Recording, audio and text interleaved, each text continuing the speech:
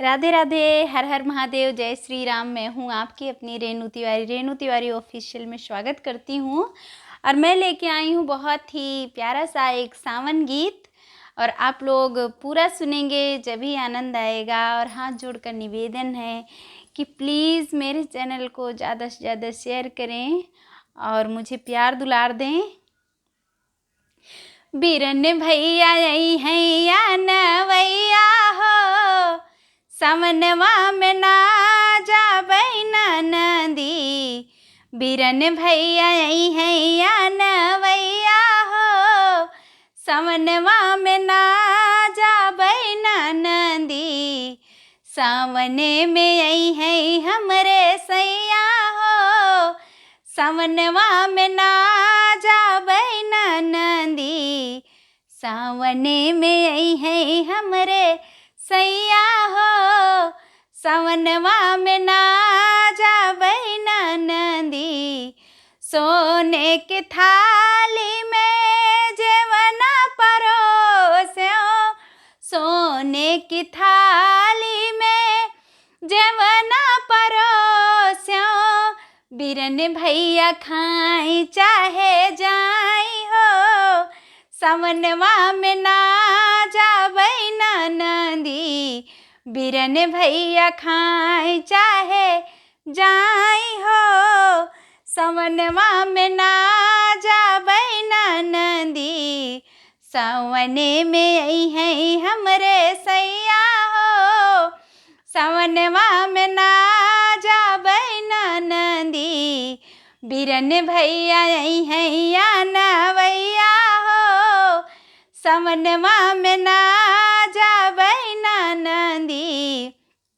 सोने के लोटा में जल भर लाई, सोने के लोटा में जल भर लाई। बीरन भैया घूटई चाहे जाई हो, सावनवा में ना जइबै नदी। बीरन भैया घूटई चाहे जाई हो, सावनवा में ना जाबै नदी। बीरन भैया आई हैं या नवैया हो, सावनवा में ना जाबै नदी। सावने में आई हैं हमरे सैया हो, सावनवा में ना जाबै नदी।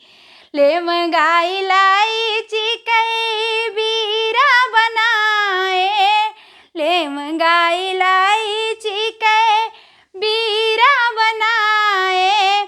बीरन भैया कूचई चाहे जाई हो, सावनवा में ना जाबै नदी। बीरन भैया कूचई चाहे जाई हो, सावनवा में ना जाबै नदी। सावने में आई हैं हमरे सैया हो, सावनवा में ना जाबै नदी। बीरन भैया आई हैं या नवैया हो, सावनवा में ना जाबै नदी। बेला चमेली कई बिस्तर लगायो, बेला चमेली कई बिस्तर लगायो। बीरन भैया सुतई चाहे जाई हो, सावनवा में ना जाबै नदी। बीरन भैया सुतई चाहे जाई हो, सावनवा में ना जाबै नदी।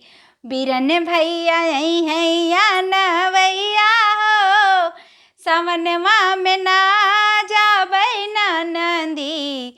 सावने में आई हैं हमरे सैया हो, सावनवा में ना जाबै नदी।